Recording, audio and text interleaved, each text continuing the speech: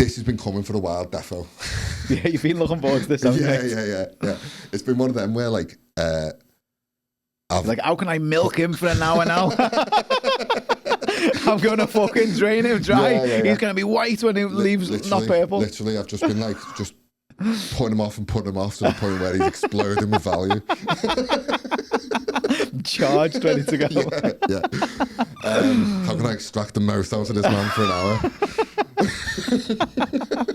Mate, I'm all yours. Go for it. Mate, yeah, so as we were saying just before we came on, I'm a bit kind of meticulous now of like 1%. Yeah. And just even things down to like the cameras and the monitors and everything, even just like the experience walking in, I want it to be like really good. So we were meant to do this like probably end of December, start of January. Yeah.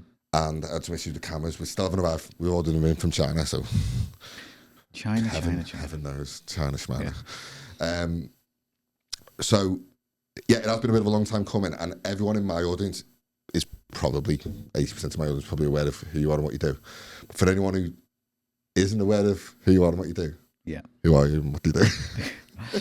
So I think there's one problem in the world, isn't it, at the moment? I think that everyone's feeling, and that we can see that in ourselves, we can see that in our businesses, we can see that in our relationships, and we can see that with our families. And I think that problem is disconnection. You know, we are overstimulated with devices.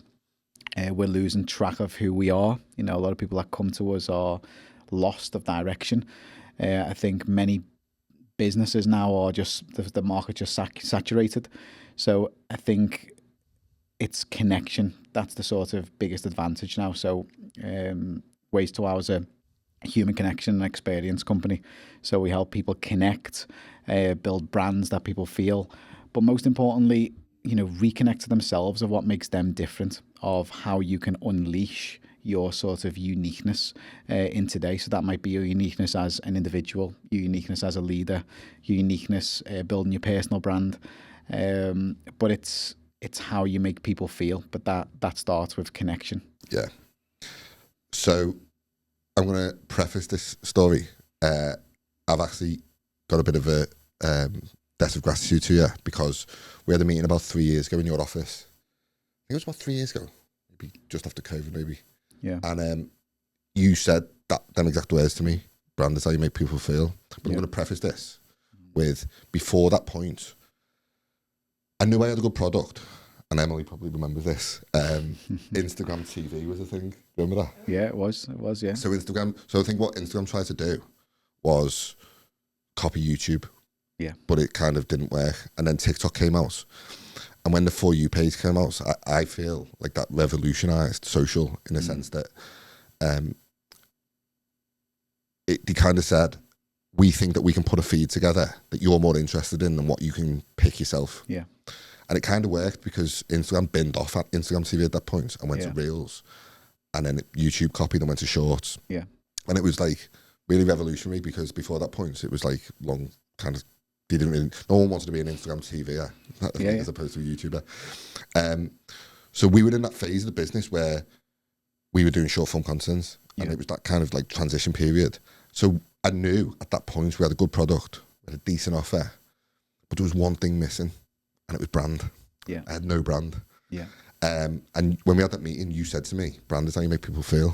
And then since that point, that really embedded in my head, and I've just been really meticulous in eking out 1% on like client experience, even down to things like how they pay, how they onboard, that first little sequence that they get, the first time you come in the room, the touch points coming in the building, everything. I'm just like really meticulous with it.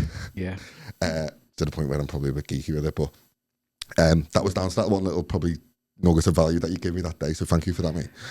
But is brand something that is, I suppose, from just like a curiosity point of view, is brand something that's always been part of what you do? So no, my background's hospitality, isn't it? So always worked in restaurants, managed a large team, lived in Tenerife, worked for a company called Venture Restaurants, and then learned the art of connection. When I think back now, I didn't know that. I think I was always good at, leadership, customer experience, culture. But then it sort of it was a more of an eye-opening moment of saying like, what is this skill? And I think you have a skill, you have a gift that is totally unique to you, but most people don't know what their gift is. I remember leaving the restaurant company and they'd done a big farewell party for me and it was amazing. And they all wrote a card. And I remember looking at the card and some of the words that they were saying really blew me away. And a lot of words were like connection and inspiration, all this type of stuff. And I love talking because I just love helping people. I was always like delivering presentations and speeches and things like that, which I love naturally. And what I've realized today is that actually working in hospitality helped me build connection. Because if you think about it, if you're constantly going to a table to serve, you're perfecting your communication. Now imagine asking a 16 to 25-year-old now to, go into hospitality and start talking to people. People like, what? Like with a phone? So I think that language is disappearing. Yeah. Every single thing that you do in your life evolves around connection. So connection builds the relationship. And the more vulnerable you can be, the better the connection, the better the relationship, the better the retention in anything you do. So connection's about building relationships. And if you can master connection today as it's on the, as it's decreasing, then that's what's sort of going to help you stand out. 100%, mate, yeah. I think I meant to mention this to you before. Have you ever seen the film Jenny Maguire? Yeah. So I'll give a bit of context on this. So Jenny Maguire is one of my favourite ever films. Yeah. I love that film. And there's a scene in the film which I love, and it's not the famous scenes. It's at the start when he's kind of disillusioned with the salesy, sleazy salesy types agents and all that. And one day he goes home and he's like stays up all night on his laptop, sweating, typing out this 20-page sort of mission statement manifesto thing. And he goes in the next day and he thinks he's going to like revolutionize the whole industry. Yeah. And he makes this massive grand speech in front of everyone, and he's like, everyone just carries on. Nothing changes. And then one person kind of goes with him, and that's like the story. And what I got from that was, so this time last year when we had our second baby, I was up one night with him and I was like, where do we go with the concept room? Like, what's the direction? What's the future? And I had that moment, that Jerry Maguire moment of like, right, I'm going to get on my laptop and going to like brain dump everything into a Google Doc. Like Rain Man. My missus was like, what the hell are you doing? I was like, and I ended up with this kind of framework, which was like 80 pages, just went totally mad with it. Ended up being a lead magnet, actually, and just put it into like spruce it up and put it in a lead magnet. And it was basically just everything we do. And the thing that I came to, and it kind of ties into what you said, is ideas. Like, I'm obsessed with ideas because everything starts with an idea, right? Yeah. Like whether it's I want to start a podcast, or I want to start a brand or business, or I want to quit my job and do something else. And I think a lot of people just get kind of like bogged down in like the rat race of the 9 to 5, or I've got to go and get the kids after work and I haven't got time to do it. Like for me, and I'm the same, like I know that after this, it's my little one's birthday tomorrow. I've got to go and pick him up, and then I've got to take him home, then I've got to feed him, and he's going to be excited. He's going to be trying to find all his toys that he's getting. I'm like that's just kind it's hard to be present, isn't it? It's hard, isn't it? When you're running around. So over the course of just like iterating, that's become better. Like the point being is everything starts with an idea. Yeah. So for yourself, how did it go from, we're about the same age, how did it go from like the hospitality sort of nightlife sector to Tenerife to what it is now? Probably one of the most well-known brands in Liverpool, if not Tenerife. Thank you. The UK. Yeah, thank you. I think I never knew it was going to happen. I think... So you didn't intend for it to get to, like when you started Ways to Wow, was it like I've got this idea to create something, or was it just like a natural transition in your career? Yeah, it was a natural transition. So I've always been obsessed with like speakers, and I always wanted to be a speaker. I just love that, really helping people get those light bulb moments. And I've always done that naturally. I never thought I'd be an actual speaker and getting booked to speak now. But I think it's when you're talking about the idea, you've got to understand what you're good at, and I think you've got to move forward with that. I was always naturally good at connecting and hospitality. The word hospitality just means being hospitable, of how to look after people. So that led. It was COVID actually, 2020. It was obviously the world was in a mess, and it was just time to sort of come home. I've been in Tenerife 7 years, and I knew for a fact I didn't want to go back into hospitality. So it's like, what do I want to do? So I started saying, I want to go into companies and train the teams and work with the leadership team and sort of doing the things what I've done, but not physically going back into the operations with a computer. I can do that, but that doesn't light me up. I'm a people person. I'm a culture builder. That's what I love doing. Love it. So culture builder. Yeah. What a logo that is. No, thank you. And deliver these wow experiences. So I was sick and tired of going somewhere and having a terrible experience. A bank, supermarket, a restaurant, a hotel. If you think about every single place that you go now, 80 to 90% will be a mediocre experience. So for someone to say wow, and remember you, that's only 10% or maybe less. So that's why when you're talking about brand, it makes people feel. So it starts off with a hospitality approach, and how can you apply the hospitality approach to your business, no matter what sector. Obviously, we predominantly work with service-based sectors, from coaches, experts, consultants, law firms, dentists, restaurants, anything that's service-based. Because they can make the best impression. But the main thing is that, Steve Jobs always says a quote, looking forward, you can't connect the dots, and we always try to, but looking back, all the dots made sense. And I think for me, and even yourself and anyone else that's listening, looking back, everything makes sense. You've just got to keep on at it. Totally. I mean, I think when I look back, one thing I kind of struggled with was, even when I was coaching, when you were coaching, you get into coaching, you want to coach. You don't necessarily get into it to do sales calls and marketing and content and stuff.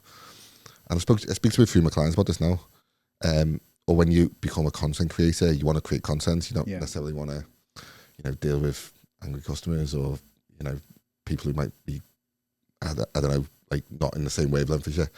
And I found it kind of hard to transition from that service provider role, actually providing the service, to I'm actually running a business here. I've got a brand that I need to build, and that was like the big connection for me. Is actually just kind of like letting go of like some of the responsibility of actually providing the actual the day-to-day stuff.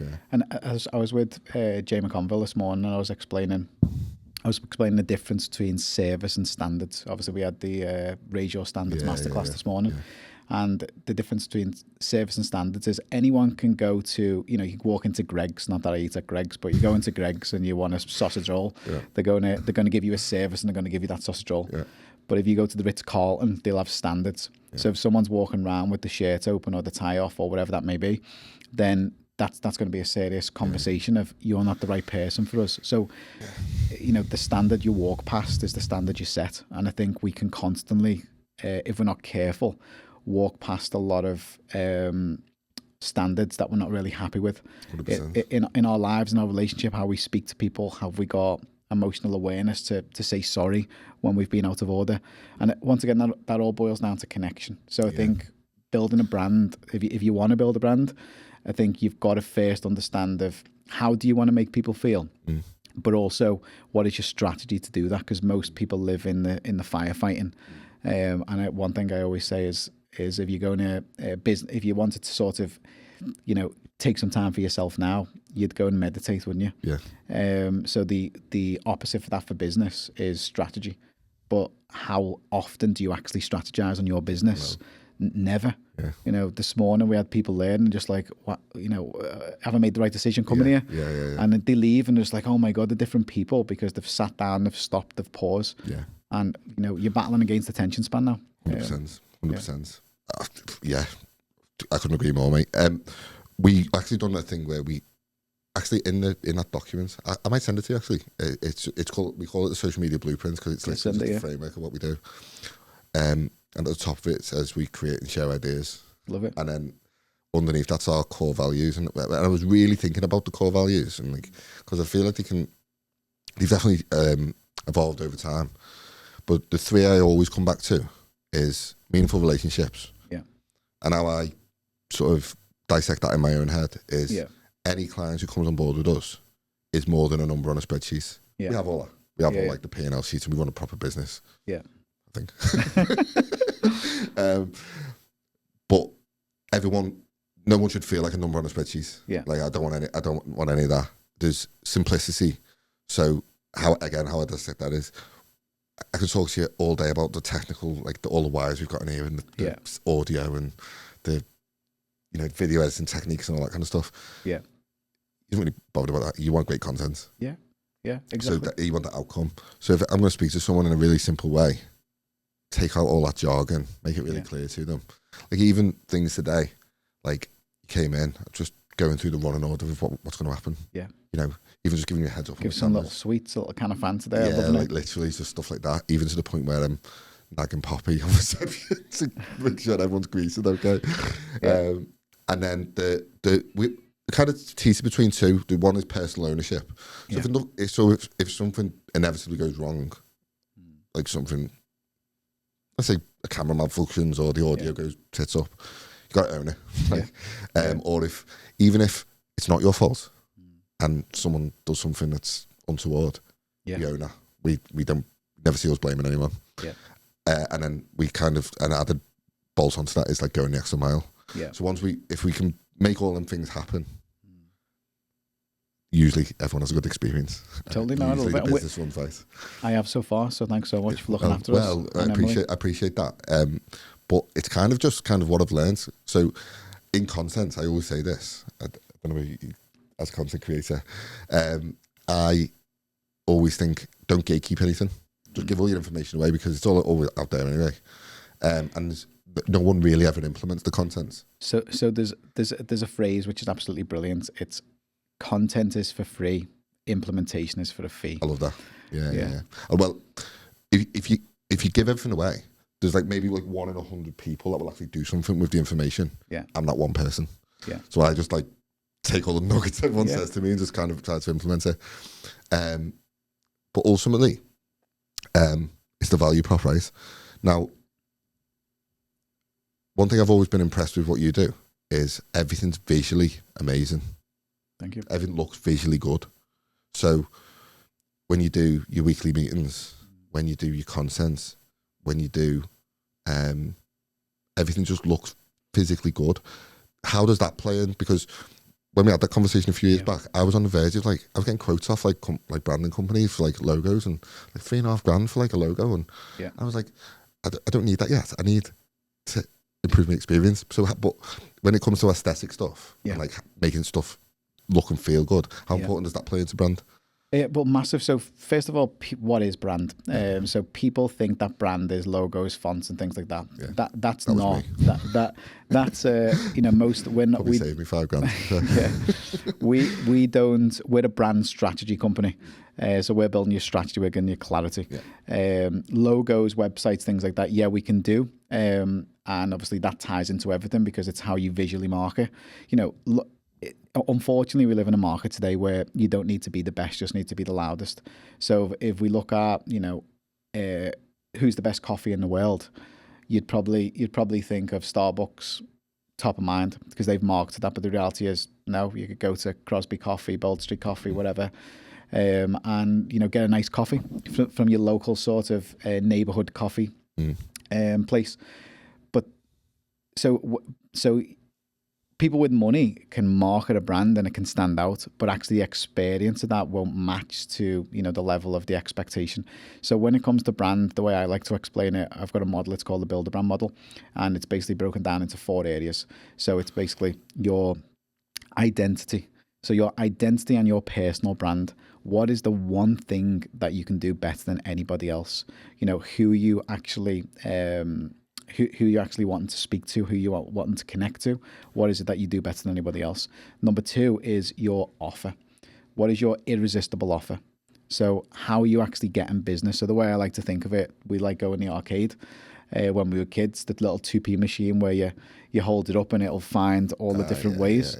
So that would be a funnel. But you can have multiple products, but it's understanding where to place people and how people can enter your ecosystem. Because especially if you're a business owner, you want somebody to stay in your ecosystem. You want to give them as much value as possible, and retain them, because business is about retention. Yeah, for sure. So you need to have an irresistible offer. That's an entry level product that you can get people in.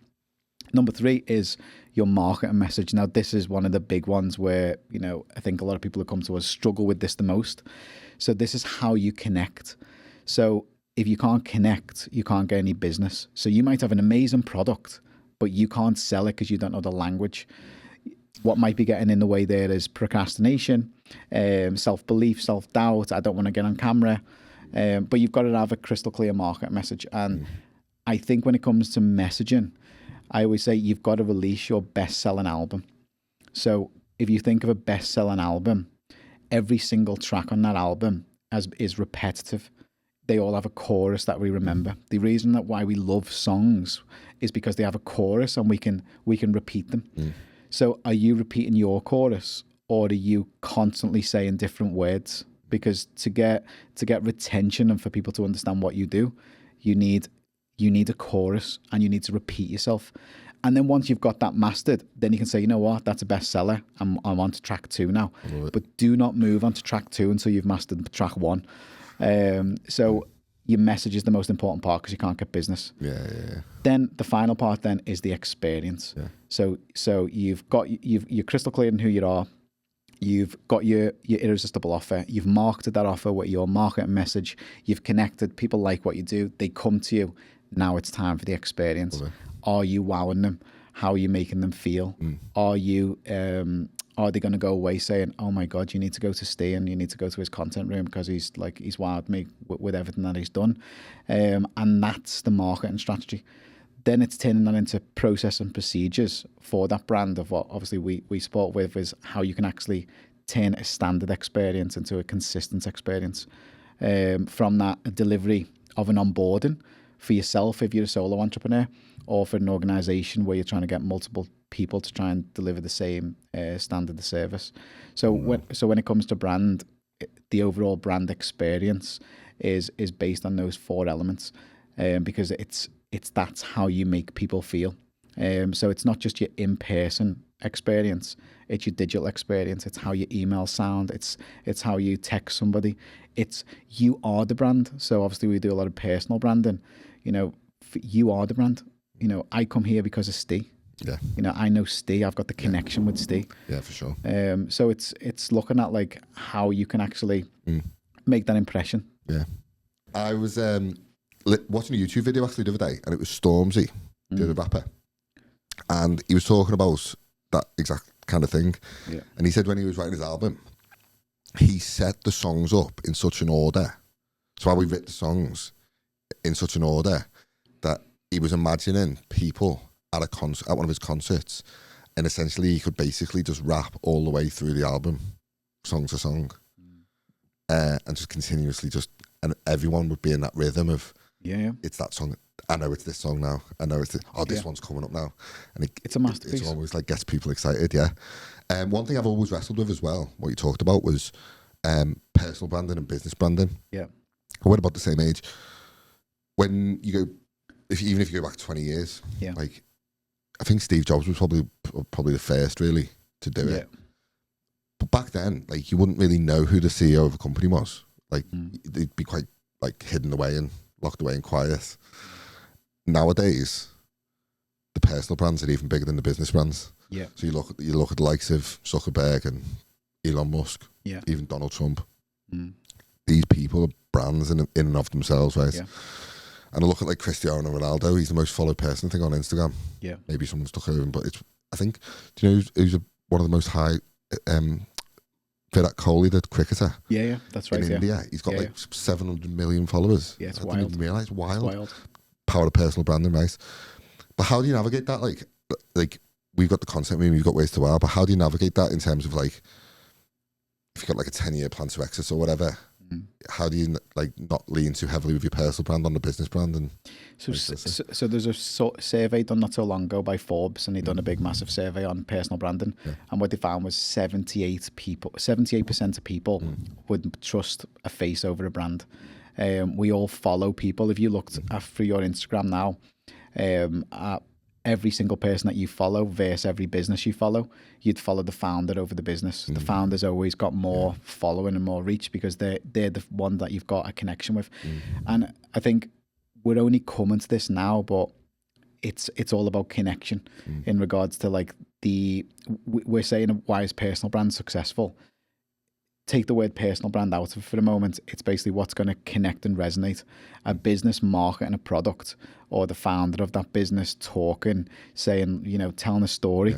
And it's not even about selling, it's about connecting. So I think if you can align and you've got your personal sort of presence on your business page, then that works. But it's everything. That's why it's so important to master how you communicate. Because how many times is someone texting you and you're doing a thumbs up? How many times is someone emailing you and you're saying, just a robotic message?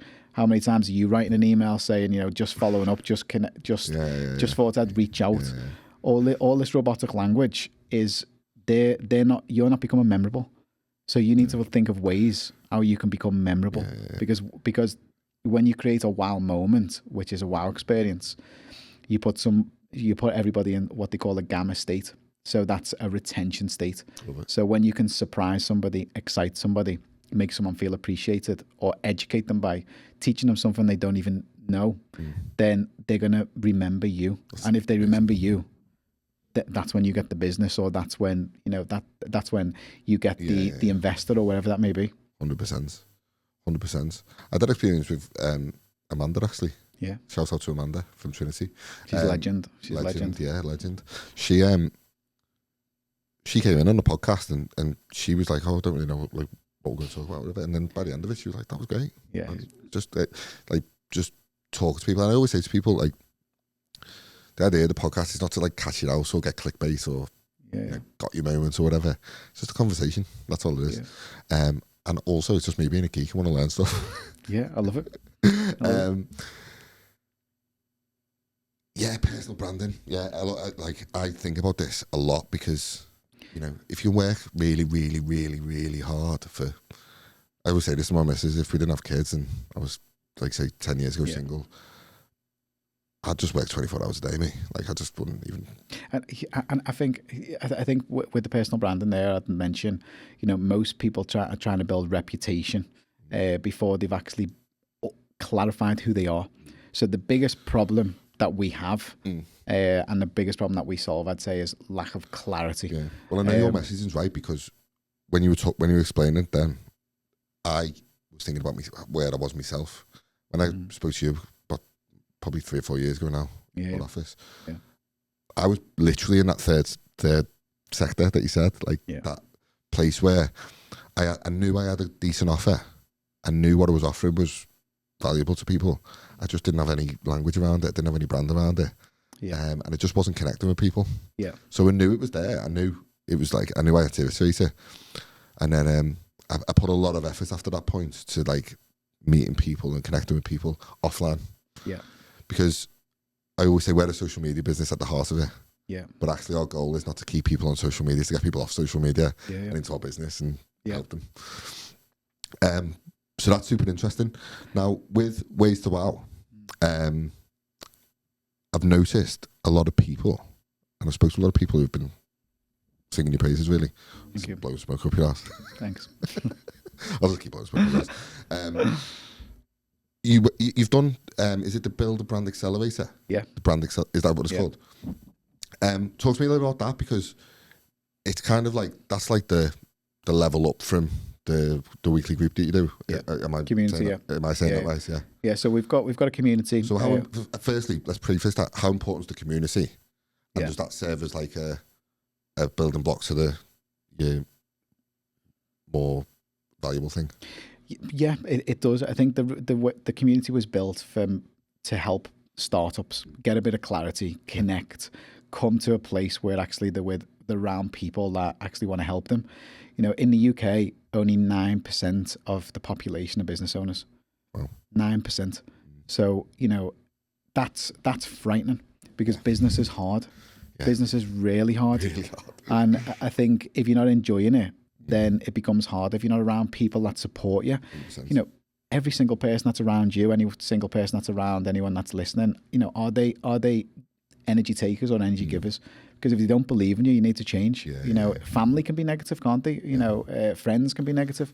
So the community is about a support group to get together. We're educating on how you can connect better, lead better, build your brand. And then obviously the Build a Brand Accelerator program is the sort of, we're building the systems for you. So for example, it's a 90-day accelerator program. Right. So you're going from A to Z.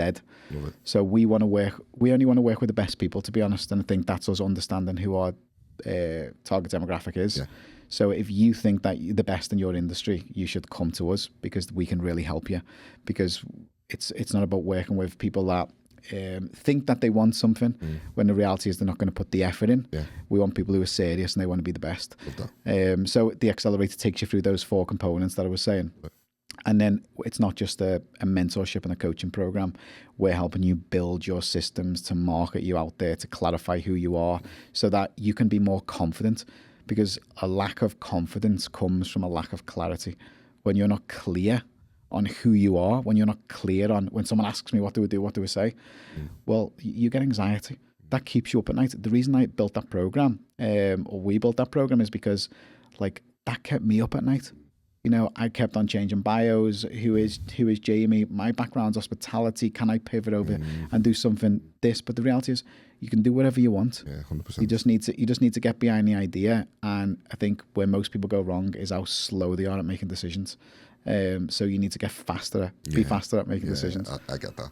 Yeah. That you literally could have been talking about me for years, to be fair. If someone is in that like ideation stage, right. So my first business coach, Peter. Yeah. I love Peter, legend. He had 400 staff, and Amazing. he's in his 70s now. He's probably like old school comb over mustache, long, sounds good. briefcase type.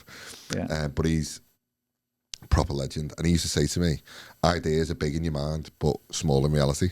Yeah. And what he meant by that was like, when you're thinking about an idea, it's like, yeah, I'm going to change the world, I'm going to do this massive thing. Yeah. But in reality, when you start getting it down on paper and start taking action, no one really gets it. Yeah. No one really understands what you're trying to do. Yeah. You're misunderstood a lot of the time, and I found that a lot. And when that idea gets out your head and onto paper, and you start writing stuff down, you start cracking that Google Doc open and writing some ideas and stuff, it becomes, oh shit, this is going to be really, really hard work. Yeah. And when you're fucking having to speak to your missus about going to, she's pregnant, and then I'm going to spend $7,000 on camera gear. It's like hard conversation to have. And then you go, oh yeah, we might be living on baked beans for the next 6 months. That's when the reality kicks in. You're like, are you really made for this? Yeah. And luckily, touch wood, we got through that point. Yeah. But it's fucking tough, isn't it? Yeah, like, it is. It's tough, and them ideas are not easy to create, and that's why a lot of really good ideas don't really go anywhere, I think. Yeah. But if someone is in that ideation stage of like, do you want to break out the 9 to 5, or do you might want to? If someone is in that ideation stage and like, do you want to break out the 9 to 5, or do you might have a side hustle going on? What's the like first bit of advice you'd give to that person in terms of like undertaking, building a brand, or trying to make faster decisions on getting somewhere? I think there's 2 different phases. You know, are you clear on what you want to do, or do you need a bit of support? Because I think the community will definitely give you that support to think, being around those people as well. And I think it's clarifying that idea. The first step you need to do is just like do some self-reflection. I think most people always jump to starting a business, and they completely miss out why they want to start the business. Of who am I and what is the value that I've got to give. You know, everything's about service, everything's about contribution, and I think bringing an idea to the world that can help people, not just to make money. Yeah. So I think it's the first thing is getting it down on paper of your ideas. The second part is like, you know, getting around people that can actually help you and support you, because you need connection, you need community, and you need collaboration. Yeah. So the three C's is like connection, community, and collaboration. If you can focus on them three, you'll get to where you need to go. But the main thing is it's about making a step. Because most people are having all these ideas, and what's worse, making a decision to actually better yourself and start a business, or actually getting bitter as you get older because your dream slipped away from you. Yeah. And I think you notice, well, I notice all the time, you'll just be speaking to somebody and they'll either be a lovely person or they'll be bitter. And every time I speak to a bitter person, I'm thinking to myself, that's a person whose dream slipped away. Yeah. And that's what I'm so passionate. I just want to help people just sort of get that out, because we've all got that inside of us. And I think it's getting clear on the gift that you have and sharing that gift with the world. On the tougher days, when work's on top, it's heavy, client work coming out your ears. I remember like me and Alex sat in Nando's and we literally writ out on A4 paper all like a load of ideas, load of frameworks, load of service we're going to offer. And then it got to like 5 pages full and we're like, shit, scrap it up, throw it in the bin, writ it all out again. Shit, throw it in the bin, and literally just going through them ideas over and over and over. But that was a lesson in itself where I even say to clients now, I want you to spend the most time, even if you've got to take a week to do it, spend the most time on ideas. Yeah. For content, for your services, spend the most time on that, because anyone with a phone now can create content. Yeah. I can get my phone out. I use it all the time. Selfie video, get it out there, done. Yeah. Don't need these like fancy cameras and stuff to do that. And you might go viral once. You might get, I got 100,000 views on this one video. Yeah. Does it stick in someone's mind? Would you, and then this is the question I battle with all the time, would you rather make a quality piece of content that really sticks in someone's mind and then come back to you in 6 months and be like, I remember that video. Well, you're done. And I really want to work with you now. Or that one viral hit that just kind of like washes away. Yeah, no, totally. And I think there's a mixed bag. I think the founder of Instagram, I forget his name now, he put a video out the other day saying polished content doesn't work no more. Yeah. It's about authentic conversations. It's about you getting your phone out. It's about authenticity, which again goes back to connection, how well you can connect with somebody. So I think if you're marketing something, I think you need to go polished. If you're trying to build a connection, you're trying to build a personal brand, the model that I've created is called the connection model. So it basically starts off vulnerability. So the more vulnerable that you can be, the more you can connect. So vulnerability builds a connection then builds a relationship where the person trusts you, and then relationship builds retention. Yeah. But some people are so ego driven that they will not show vulnerability. So, it's about getting rid of the ego. Yeah. Your ego is stopping you connecting from yourself, and it's slowing your progress down in so many people because they're ego driven. Yeah. Because they're money driven and they're result driven. Yeah. When actually they're not connected internally. 100%. So you can't connect externally if you're not connected internally, can 100%. You? Yeah, I'd add something onto that as well. We call them. So I don't know whether I've coined this term. We call them mid edits. Yeah. So you got like the, get your phone out, selfie video, get it out there, sort of thing. Yeah. We do that. Yeah. We have a long form edit, which is like say this, like a podcast. Yeah. And then we've got like a mid edit. So mid edit is like it's memorable. It tells a story. So the freaking bonus is memorable, tells a story, and shares an insight in some way. Okay. So that could be a video. It's like, do you know what I had Jamie and Emily in today? Yeah. We had a great podcast. I learned this, and this. That's an insight. Yeah. And then the next piece of content might be a story where it goes, actually, I met Jamie 3 years ago and I've been waiting to do this podcast for him for 3 years. Yeah, it's been a long one. It's been a long one. That's a story, right? Yeah. And then how do I make it memorable? I can maybe add a bit of B-roll to it, or I can maybe text Emily and be like, send me that content over so I can use it in mine. And we can collaborate on it. That's like the memorable side of it. Or even like yourself going away today and being like, do you know what? Oh, fucking got a can of Fanta there. Happy days. Yeah. You know what I mean? Can't remember last time I had a Fanta. Just something as simple as that. Yeah. And that's like a mid-edit. Yeah. So that's what we call mid-edit. So I say to clients all the time, do all this stuff in the seats, happy days. We'll spruce that up as much as you want. Yeah. But ultimately, what's going to resonate with someone is the stories that you tell them and the insights that you give them, because information is pretty much, it's not valuable anymore. Yeah. Because when we were young, I don't know how we would ask how old you are, Emily, but we're about the same age. You keep saying that old, are you? I'm 39. Yeah, 37. Fucking hell. Hard paper round for me. It's one of them where I'm 40 this year. Fucking hell. It's game over for you. Can't believe it, yeah. No, you're in the building stage now, mate. Yeah. Game time. It's I don't know, like, I mean, when we were young, like, if you wanted information, you'd like go out and maybe go to the library or go on a computer, or you'd have to like seek it out or read it in a book or something. Now you can just stick it in ChatGPT or YouTube or something. And you got all the information there. Yeah.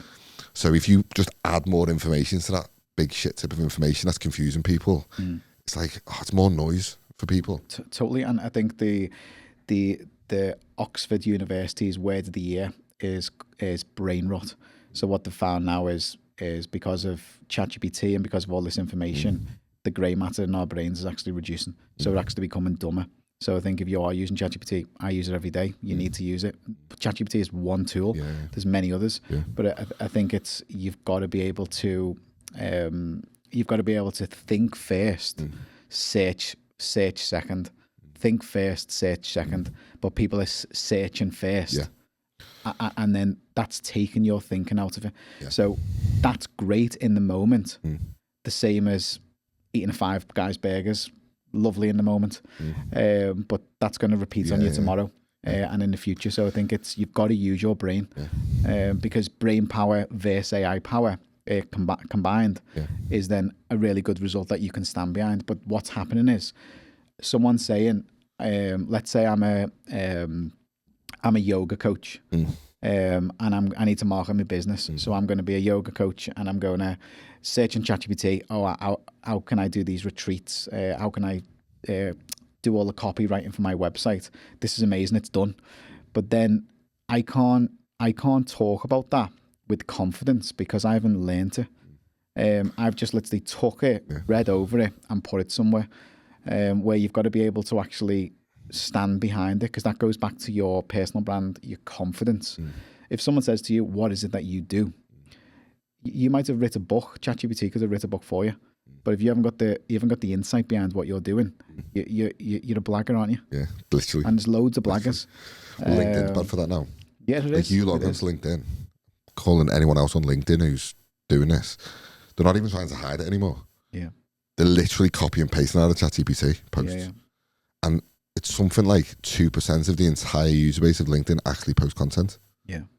So there's 98% of LinkedIn don't post content. So they're just sitting there in the shallows, like watching and viewing content. Yeah. And if you even just something as simple as writing your own piece of content, even if it's not perfectly worded, or it's not the best copy in the world, and you stick something on there, it's a massive opportunity for people because most of it literally is ChatGPT. Yeah, no, it is. Copy and paste. And they don't even try to hide it, them little dashes and stuff. No, they don't. It's, they don't even try to hide it anymore. It's like I've got a client, obviously I had a client, I still got it, to be fair. But I said, like, from now on, no ChatGPT. Just none. Like, we're not using it. Yeah. Because it's, you know, you're just not going to, you're just going to blend in. I think it's arguable. I think, like, you know, it's... Now, it can AI help you improve your copy? I would argue yes. Yeah. Can I assist you with content? I would argue yes. It can give you some ideas and stuff. Yeah. But ultimately, if you want to build a personal brand and you want to build something sustainable in terms of content and stuff, you've got to do it yourself. Yeah, you've got to do it yourself. You need to be using ChatGPT and AI because that's speeding things up for you. Yeah. But the future of business is human, and we need to keep it that way. Yeah. Connection is always going to be there. Human connection is going to be your greatest competitive 100%. Advantage. And if you don't get behind it, if you're turning into a zombie because you can't concentrate, you can't look people in the eye for 3 seconds and have a conversation, you can't remember names, you're living by emojis, you're gonna sink because the person that's going to stand out and the person that's going to become unforgettable moving forward is the person that can connect. I think I've just mentioned Five Guys in conversation, and I've just understood the reason why. So I posted a video yesterday of an experience I had in Five Guys. So went for a takeaway. Emily was out, so I had the kids, and on the drive through, this lovely girl called Ellie started serving us. She couldn't do enough for us. It was freezing cold. She was smiling. She connected with us. She couldn't do enough for us. She wanted the conversation. She commented on the music that we were playing in the car, and she was absolutely lovely. Where it actually made me drive round the car park again, and I said, Ellie, you might think this is a bit weird, but can I explain what I do? And I said, can I do a little video with you, and just can you tell me what you like working about Five Guys? She then went on to say that Five Guys have got 5 values. One of them is family. And she loves feeling like she works in a family. And that goes back to culture. Your culture is so important. But the fact that I've just said Five Guys in our conversation is the power of a brand. I love it. So that just come up organically in a conversation. But the reason why it did is because Five Guys has been on my mind since I went the other day. So every interaction that you have with every single business, whether you are aware of it or not, you have your conscious mind, which is the front, and you have your subconscious mind, which is the back. Your subconscious mind is constantly taking and absorbing information. And then that's why, product placement's so big in movies, because they know that you don't feel like a Coca-Cola in the moment, but they know that if you're thinking of a drink, they've implanted a message in your brain. So going back to your question before about visual branding, is it important? Yes, it is visual important. Our colour's purple. But people text me saying, oh, look at this. Jay McConville sent me today of a purple Lamborghini Urus. I said, maybe next year. But the fact is, he's seen that colour and he's thought of ways to wow. So, love it. It's not just colours. It can be anything. It can be sounds. It can be anything. You mentioned Starbucks before as well. And even Costa or Nando's or Mackey's, whatever. I only eat at Nando's. I had Nando's last night. I love Nando's. My little lad who's 5 tomorrow, he goes, Dad, can we go to Cheeky Nando's? There's Cheeky Nando's, can we go? But when you go to like any Nando's or any Mackey's or Costa or a big brand, even though the buildings are different, the actual locations are different, they all look the same. Like if I blindfolded you and took you in there, you'd be, oh, I'm in Nando's. Like no matter where it was. So whether it's in Queen Square or Bromborough or London, whatever, it's, Nando's. And that's the kind of vision we've got for the concept room. It's like, if I was to blindfold you and take you there, I want you to be able to take that blindfold up. Oh, I'm in a concept room. I'm in a concept room. And to have that identity of like, this is a concept room. And as we start to build more concept rooms across... Do you remember, I think, going on to that again, remember when Aventus Creed first come out? And everyone was onto it. Like everyone, well, not everyone was onto it, but because it was expensive at the time. I mean, I think it's still quite expensive now. But you'd walk past someone and you'd smell that smell and you go, oh my God, what is that? And then Creed just blew up.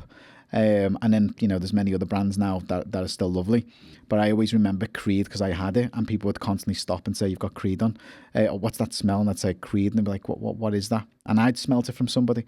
So it's smell. It's sound, it's experience, it's in person, it's every single thing that you can do. You walk into a shop, they have a certain smell, don't they? That smell has been designed. That is an experience. So obviously we were talking about the Builder Brand Accelerator before. Our sort of flagship program, which is the Wow in Business program, is where we go into businesses and create the experiences. It's looking at all them touch points, and you wouldn't believe the level of detail that some brands go into to imprint that experience on you. Because, like I say, if you can make people feel something, they remember it. I don't know if you've ever been into Aldi shopping. Have you been in? So Aldi never have music on. Have you noticed? That's weird, isn't it? So I would not notice, but now I will notice. Aldi never have music on because they want to keep you in the shop longer. So they don't have music on, and they're strategies. So what does it do? Slow you down shopping? Slows you down. Slows you down. You go into some clothes shops, they'll have a beat on that's quite fast paced because they want you in and out. You go Aldi again, the counters are half chopped. You need to bag in the trolley. So their checkout speed's faster. This is all part of the experience. So there's always margin, Yeah. And the 1% to gain in your business. Yeah. Do you know Rory Sutherland? Yeah. Well, he's my favourite marketer. And he talks about product location. So you probably know this, but if you don't know this as a viewer, you'll know it now. When you walk into a supermarket, the first thing you see is the veg. Yeah. All the time. Yeah. So it's the fruit and veg. Yeah. So that's the first thing you stick in your trolley. Oh yeah, I need me veg. Stick it in. You know, it's just all the biscuits and the sweets are always at the back. Yeah. All the bread. Totally. Yeah. It's always at the back, Yeah. like the far corner. Yeah. So the idea is you got to walk through all the aisles. Yeah, What do you do when you walk through the aisles? Yeah. Oh, just have a bit of that, bit of that, Yeah. bit of that. So That's you end it. up stacking your trolley up on That's the way it. to get all your biscuits and stuff. Yeah. Milk at the back. Yeah.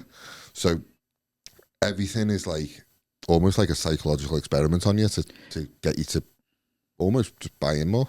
Everything, you're totally right, and I think these skills can be applied to a small business and a large corporation. I think it's looking at psychology, and the main thing is when we're talking about like connecting to people, it's how you can make them feel. When you talk about retention, it's building that journey, like the mouse finding the cheese. That obviously you can. It's not like you're tricking anybody. There's many companies that do. And you know, I think if you ever subscribe to something and sometimes you can't work out how to unsubscribe, that's not coincidence. You know, they want to keep you on your email list. Trying to renew my Sky package. Yeah, there we go. Try and call O2 and cancel your contract. I know. You got no chance. But all this, with an AI bot. yeah, just like how many times say I want to speak to a human. I want to speak to a human. That's all I say. And then. The thing is, it leaves a bad taste in your mouth. Yeah, 100%. Booth's supermarket. I don't know if you've ever been in there. Yeah. They're starting to take self-checkout out. They're starting to put people back in because that's going to be their differentiator. That's amazing, though. I'd love to work with a supermarket. Any supermarkets out there want to build a brand? I know. I'd love to work with a supermarket. We've done many sectors, but we haven't done. You know what? Supermarket. It's funny, you know, like you say about the future of business is human. I couldn't agree more. I'd go even further on that and say the future of business is creative human. Oh, definitely, yeah. Because you look at all the big brands Content's now. king. You know, the Mr. Beast of the world, Emma Chamberlain, biggest coffee brand in the world. It's all come from a creator. Yeah, content is king, and I think the more natural. This is a conversation. Look at TikTok live shopping now. Yeah, my missus is she got made redundant last year, and I said to her, she got a bit of a payout and stuff, and I said, look, the business is all right now. Because that's $7,000 for my content. Oh yeah, fuck it all. And the rest. So I said to her, look, we got some nice settled bit of money now. Like, just stay off till next year, see what happens. Anyway, she started doing TikTok live shopping, just selling products on TikTok.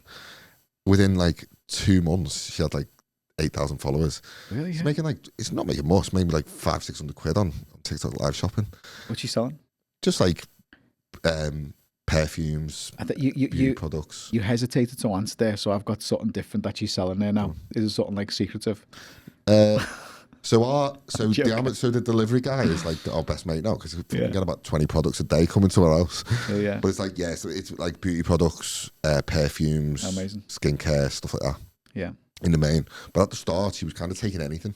Yeah, and I said to her, look, you know, you don't want to align yourself with everything you're getting like sent because some products aren't great and like some products won't.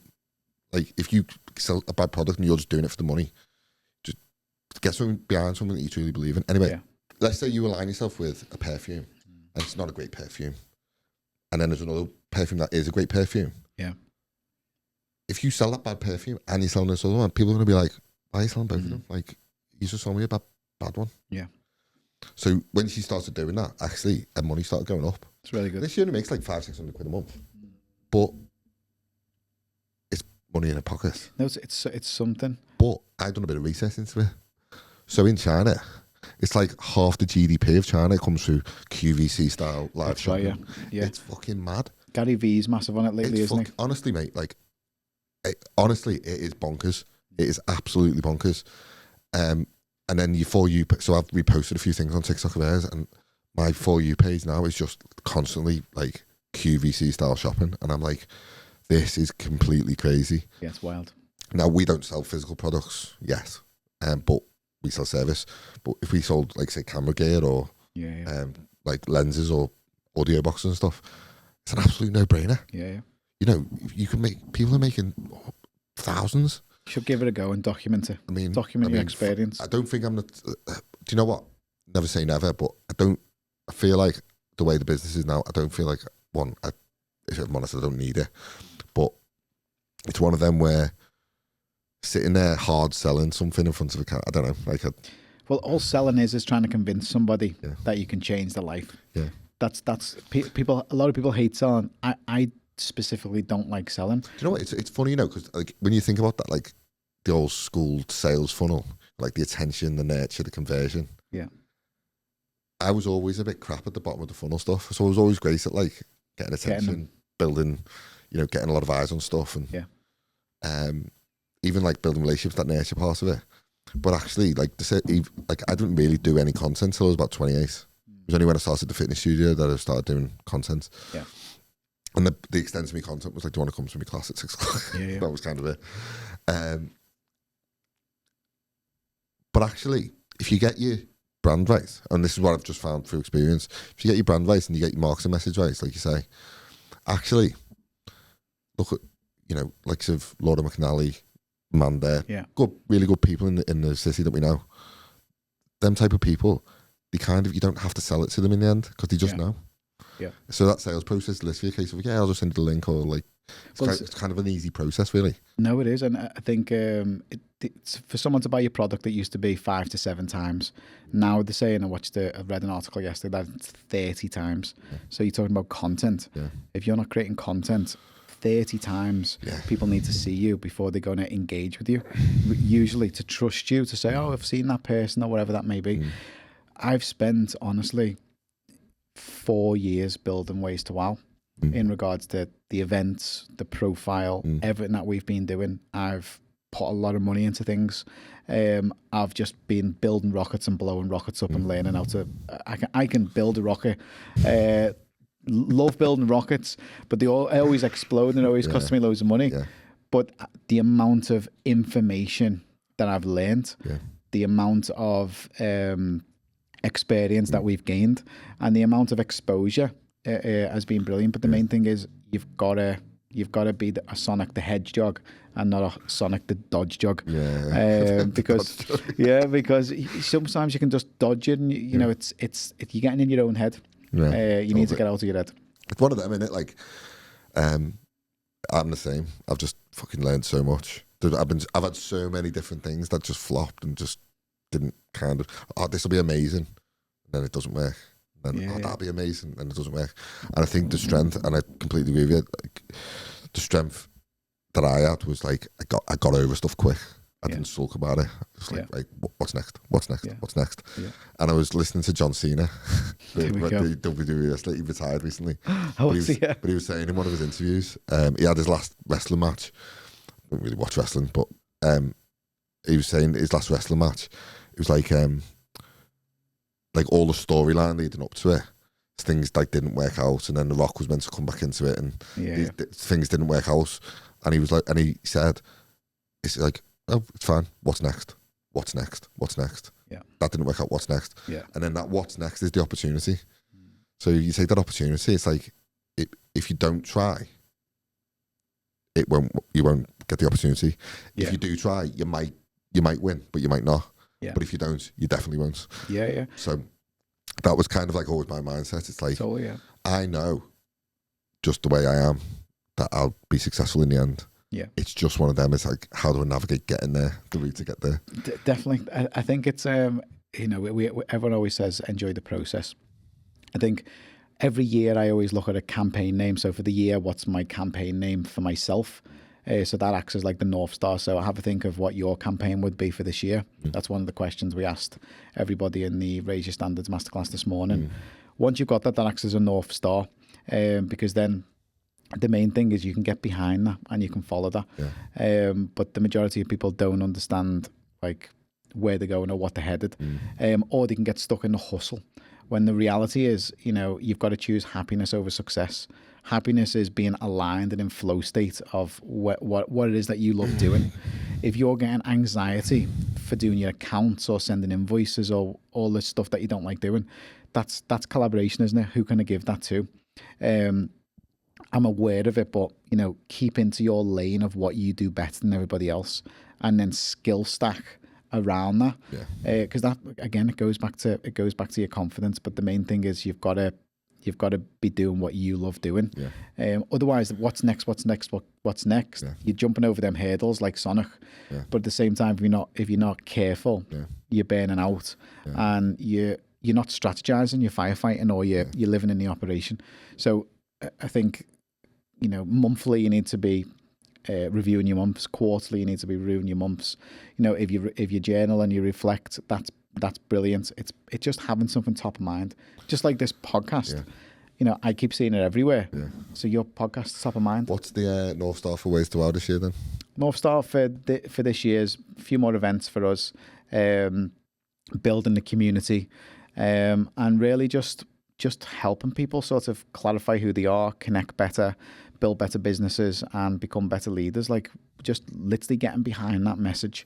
If I can come to work every day and I can connect and I can see people having light bulb moments, I'm really happy, because that's what I live for. I love it. So just staying in your flow. So I'm going to give a shout out to your sort of partner in crime, Jay Tendermix. Right. I've shouted you out enough today. So we're looking at building now. So we're in a good position, and Alex come back from Australia now, and we're looking at building. And I want to find someone who can kind of hang off my arm, learn everything, and ultimately teach them to do the job better than I can. How important has that been to have someone like that, like Jay? Oh, massively. It wouldn't work. It wouldn't work. I think, to build something amazing, you need amazing people. I think Jay's a workhorse, and Jay's skills are very different to my skills in regards to what he enjoys doing and what I enjoy doing. And I think you've got visionaries and you've got builders. I think when you, for example, looking at my old job, I was in charge of operations and I was the builder for a visionary. But flipping it now, being my own company, I've got to go into, and as you're the visionary, and you're looking at where you're going, you're looking at how do I get money in to keep everything afloat and pay for stuff. You need builders, and those builders need to be dialed into that vision. So I think where, the likes of Jay helps, or any other team member, is bringing that vision to life. But you've got to communicate that. And you've got to make sure that the person that you want to hire lives and breathes your values. And I think it's using them values as a hiring tool to make sure that you find the right person. Because what you should do is interview them on the podcast, and then, get them to open up. That'd be an amazing thing. What we do for every single person that starts with us is we take them out. I'll take them out. I'll take them to an experiential venue, wherever that may be, and I'll get them to analyze the whole experience. They will then come back to the office. They'll have 1 hour to put the presentation together, and then they'll present to the team what the experience is and how they apply that to their job. And then we vet, has this person got the eye to exceed expectations like we do? Because that's what we need them to do. I love it. I love it. So I could speak to you about this all day. That's been good. I won't keep you too much longer. If someone wants to get involved in your community, Ways to Wow, the Brand Accelerator, or any of the other stuff, or there's any supermarkets out there who want to get involved. There we go. We need a supermarket. If booze is out there, a supermarket and a law firm. A law firm. Fair enough. How did he get involved? They can drop me a message or drop Ways to Wow message on Instagram. That's probably the easiest way. We've got our next meetup, a community meetup's on the 30th of this month. So if anyone wants to come to that, drop us a message. That's probably the easiest way. Brilliant. I'll put all the links around this video when it's out. Jay, I appreciate your time, mate. You're welcome, mate. Thanks for the invite. Load, and we'll do this again because you know what it's like. Things evolve quick. And, definitely. We won't leave it as long this time. But I really appreciate your time. And good shit, mate. You're welcome, mate. Good one. Thanks so much. We are done. Amazing, mate. Boss one. Cheers. Really enjoyed it. Appreciate Yeah, your time. really good.